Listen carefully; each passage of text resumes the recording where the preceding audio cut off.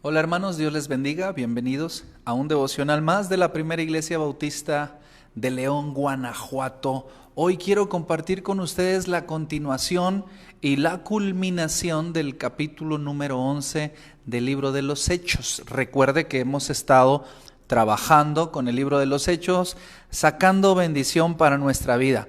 Recuerde que hemos emprendido este trabajo para estudiar la palabra del Señor con el único objetivo de fortalecer, estrechar nuestra relación con Dios.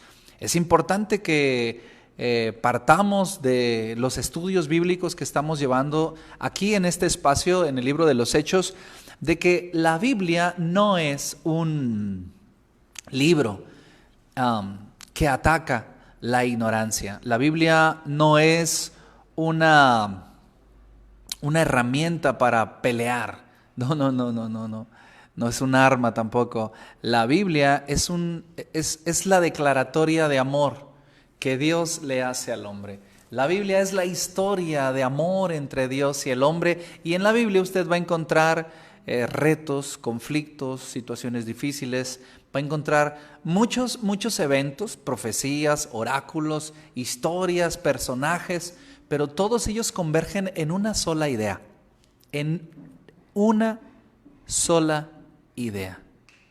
Jesucristo es el Señor y te ama.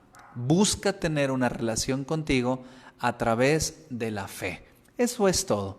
Yo no quiero sonar minimalista en pensamiento, es decir, reducir lo extenso, lo vasto, lo profundo, lo hermoso de la Biblia en una simple oración. Pero creo que muchas veces nosotros ahondamos tanto que no llegamos a ninguna parte. La Biblia es un libro que nos ayuda a encontrar a Dios y tener una relación con Él. La relación con Dios nos lleva a tener una relación con las demás personas, nos ayuda a ser personas bondadosas, personas de fe, personas de ímpetu, de ánimo, de colaboración, y eso es muchas veces. No sé si usted ha ido a una de esas tiendas donde venden hamburguesas. ¿Ha ido usted a una tienda donde venden hamburguesas? Y le dice, me da una hamburguesa. Y le dice, pues la tengo en combo con papas, refresco, y tiene esto, y tiene esto, y tiene esto, y tiene esto. Y luego usted dice, tantas cosas. No es difícil a veces pedir en esas tiendas. Bueno, imagine que la Biblia es más o menos algo como un combo. La Biblia es más o menos que dices, yo nada más quiero las papas. No, es que viene todo completo. Yo nada más quiero la ketchup. No, es que viene todo completo. A veces vamos solo a la Biblia para tener la respuesta a algo, pero eso es como buscar solo una muy pequeña parte de un gran todo. A veces vamos a la Biblia para tener un argumento para darle en la cabeza al otro, ¿no? Y eso es equivocado. La Biblia es un libro maravilloso en donde encontramos el camino de regreso a Dios. Es un combo tan hermoso que incluye tantas cosas, pero la base principal es una relación con Dios. Dicho esto, quiero decirle que tenga en su corazón el firme propósito de tener una relación con Dios a través de esos estudios, y si algo le sirven y son de bendición, agradecimiento a mi Señor. Hoy quiero, después de decir esto, es importante, es muy importante, y lo repetiré cada vez que sea necesario, Hechos capítulo 11, versículos del 27 hasta el final. Mire cómo dice la palabra del Señor. Esta ocasión no tengo la pantalla, pero yo sé que usted se puede proveer de una Biblia para leerla junto conmigo. Dice así la palabra entonces. En aquellos días, unos profetas descendieron de Jerusalén a Antioquía. Levantándose uno de ellos, que se llamaba Agabo, daba a entender por el Espíritu que vendría una gran hambre en toda la tierra habitada, la cual sucedió en tiempo de Claudio, emperador romano. Entonces los discípulos, cada uno conforme a lo que tenía, determinaron enviar socorro a los hermanos que habitaban en Jerusalén. Lo cual en efecto hicieron, enviándolo a los ancianos por mano de Bernabé y Saulo. Ahora, yo no sé si ustedes recuerdan el último devocional que tuvimos, hablábamos acerca de cómo se le llamaba a los hermanos ¿Cómo se les llamó cristianos por primera vez? Ya en el versículo número 26.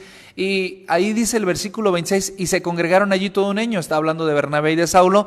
Y enseñaron a mucha gente y los discípulos se les llamó cristianos por primera vez. ¿Qué significa la palabra cristianos? Porque de allí vamos a partir.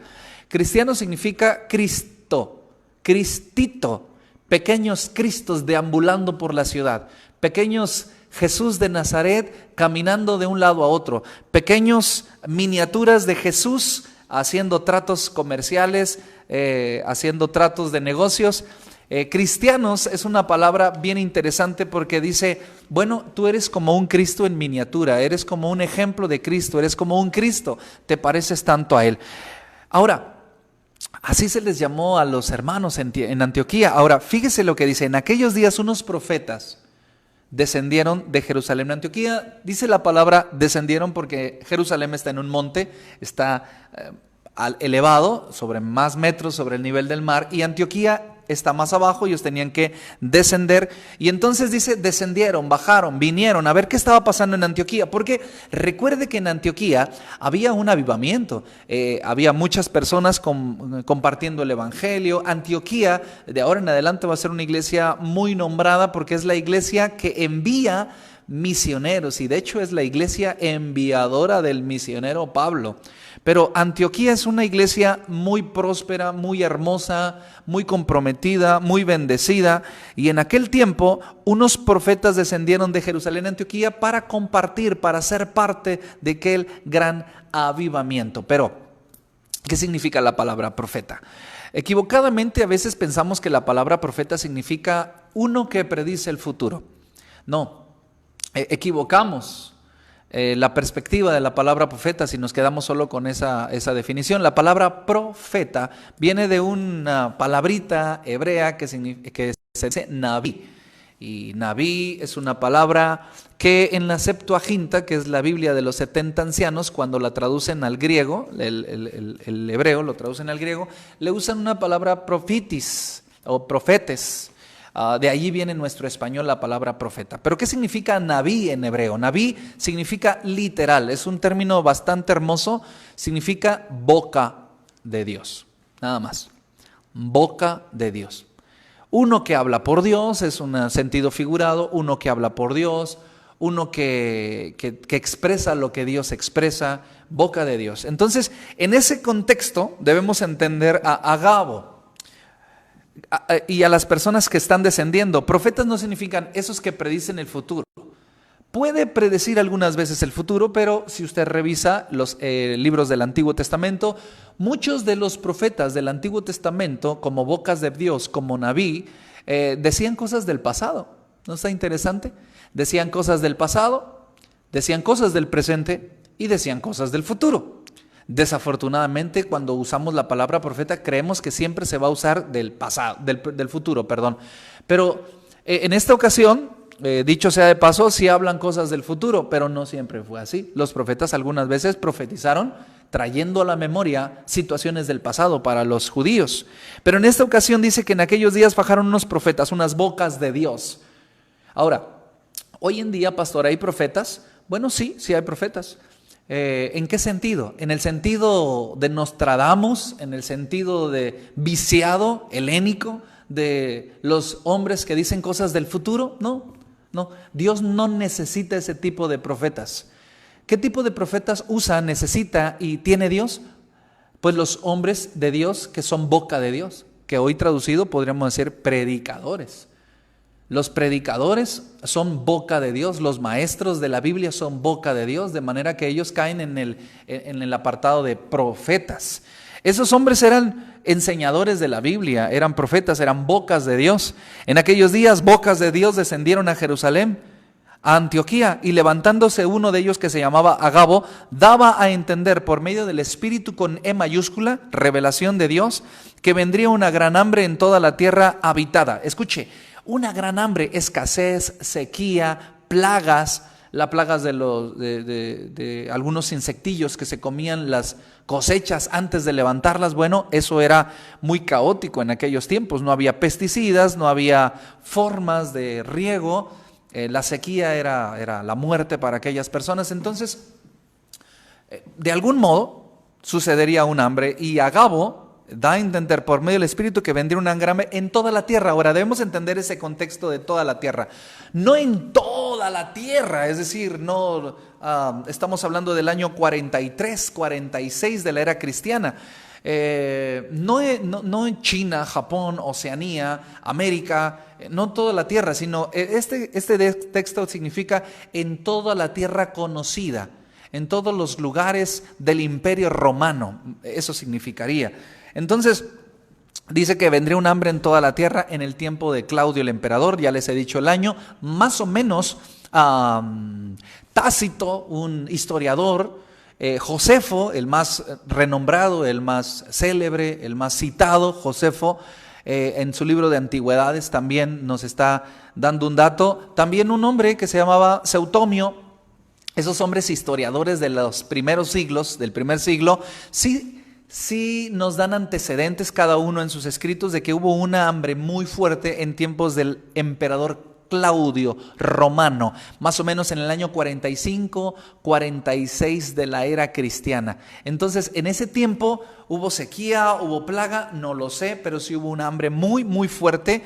Y entonces, Agabo es la boca de Dios que anuncia y previene a las personas. Entonces, los discípulos, cada uno conforme a lo que tenía, conforme a las fuerzas, determinaron enviar socorro a los hermanos que habitaban en Judea. Ahora, ¿por qué a Judea? ¿Por qué no a otras partes? ¿Por qué no enviar ayuda a otros lugares? ¿Por qué Judea? Porque Judea era el centro de la profecía, era el centro del apostolado, era el centro estratégico del alcance misionero. Judea estaba en un momento muy especial en donde el mover de Dios se estaba generando en Judea. Entonces, los cristianos de aquel siglo, del primer siglo, enviaron apoyo a Judea, porque ahí, pues, además de haber persecución, habría hambre. Y entonces, lo cual hicieron enviándolo a través de Bernabé y de Saulo. Ahora, yo quiero que aprendamos algunas cosas. Número 1, Dios siempre nos envía un mensaje. Dios siempre nos envía un mensaje. Y el mensaje que Dios nos envía siempre es oportuno, siempre es correcto, siempre es directo. Esa es una realidad. Dios siempre nos está enviando mensajes. ¿Cuál es el problema? Yo no sé si usted se acuerda, en la secundaria nos enseñaron un circuito de la comunicación, en donde nos enseñaron 3 elementos: emisor, mensaje, receptor. Y luego el circuito regresaba. El receptor se convertía en emisor, el mensaje iba de regreso, y el que había en un momento dado había sido emisor, ahora se convertía en receptor, y cuando la vuelta daba, entonces se cerraba el circuito de la comunicación. Es exactamente igual lo que está pasando aquí. Dios envía un mensaje, Dios emite un mensaje. Este mensaje es una verdad revelada, es una advertencia, es una bendición, en este caso, es un aviso de una hambruna, y luego hay un receptor.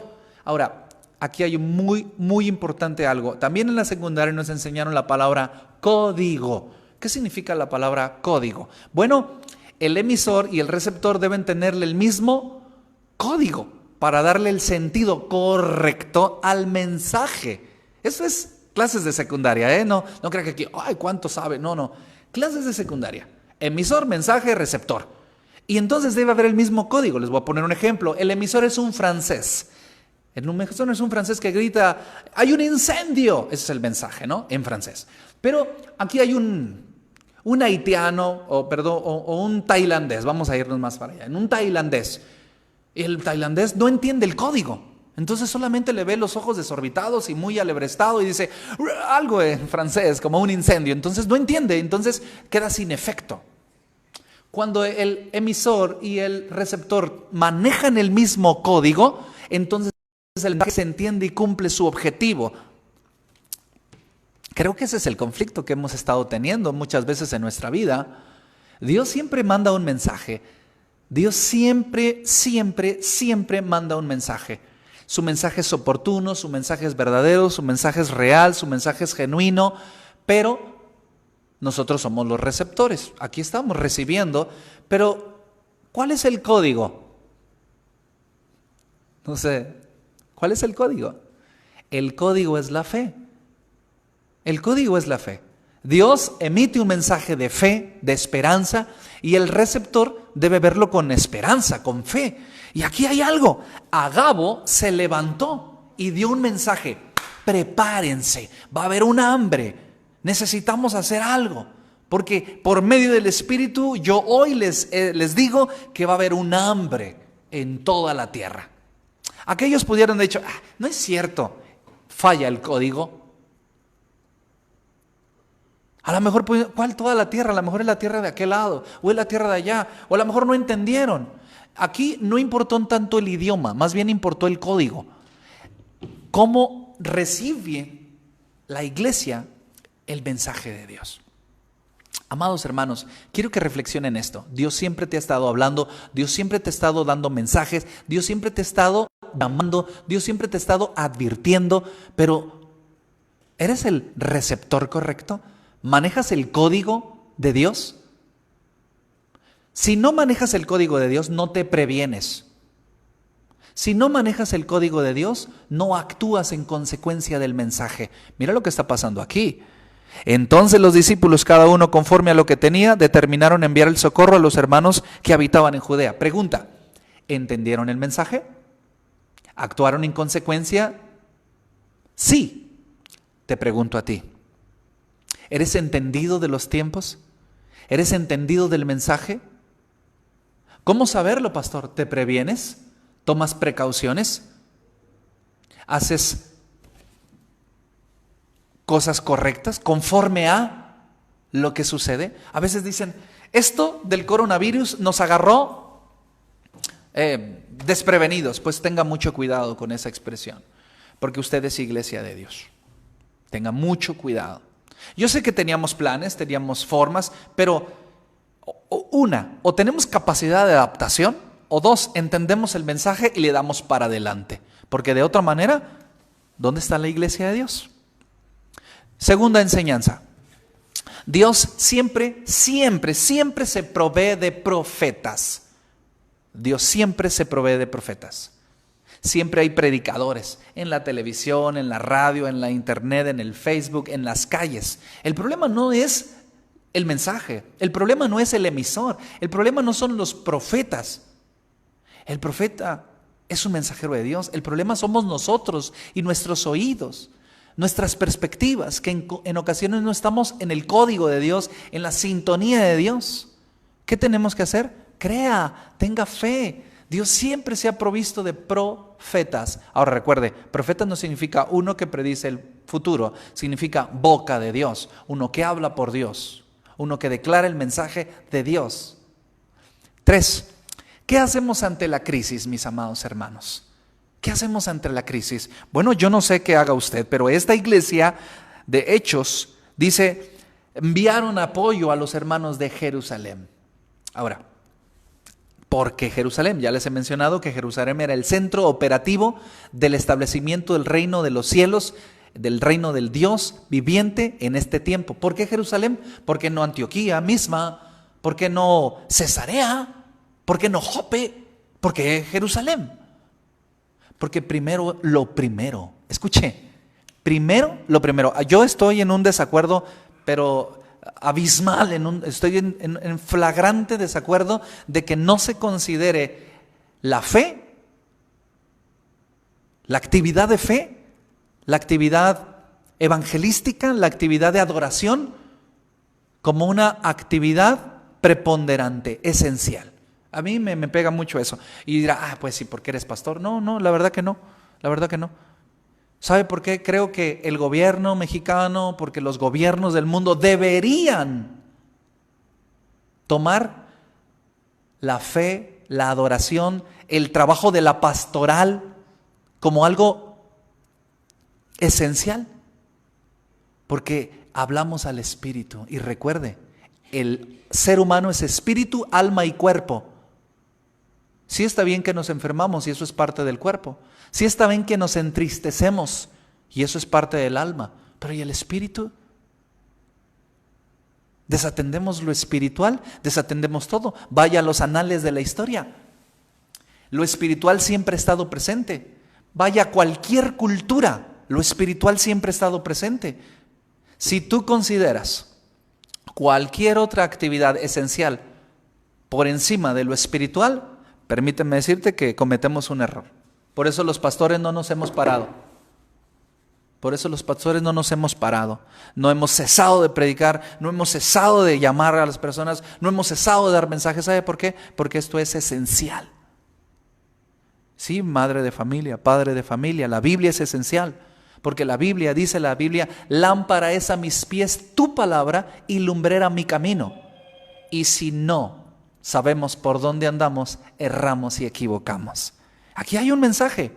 ¿Qué hacemos ante la crisis? Enviamos apoyo a la base, al centro. ¿Por qué cree usted que los cristianos del primer siglo atendieron Judea? Porque caía Judea, caían los apóstoles, caían los profetas y cesaba el establecimiento del reino. Yo te pido un favor, atiende a tu iglesia. Lamento mucho decirlo por ser pastor, pero atiende a tu pastor. Atiende la Biblia, atiende la fe. En estos tiempos de coronavirus y no hay, necesitas atender lo importante.